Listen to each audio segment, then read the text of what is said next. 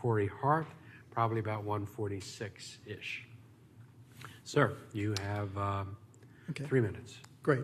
Thank you. I appreciate the Council's opportunity to let me comment on Draft 3 of CodeNext today. My name is David Garino. I'm a lifelong resident of Austin and for the last 33 years a homeowner in the Hancock neighborhood in District 9.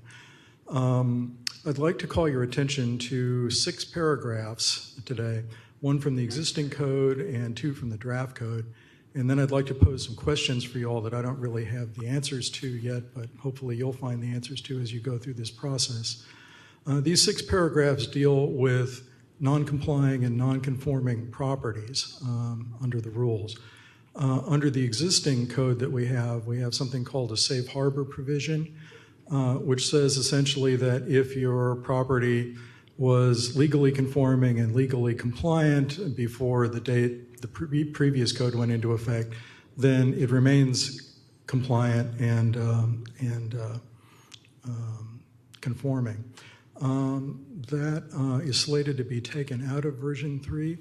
Not really sure why, but it could have a profound effect on a lot of homeowners, particularly those in older neighborhoods and those with older homes who may come under that protection.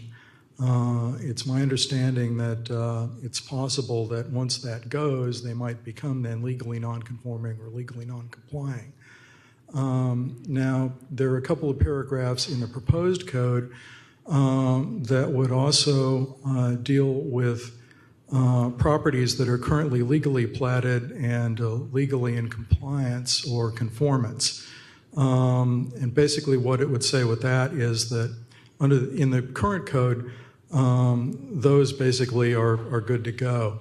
In the proposed code, if the zoning changes and the zoning basis changes and some of the overlays change and all of that, then those legally platted and legally compliant properties might become legally non-compliant. So that's about 2 more paragraphs. Finally, a couple more paragraphs. For those properties that are non-compliant or non-conforming, not necessarily legally, the ones that have never been okay, basically, there is a remedy under the current code and under the proposed code, which is that the owner can seek a certificate of occupancy. Of course, that's not free, and you have to go through the whole bureaucratic process to do that.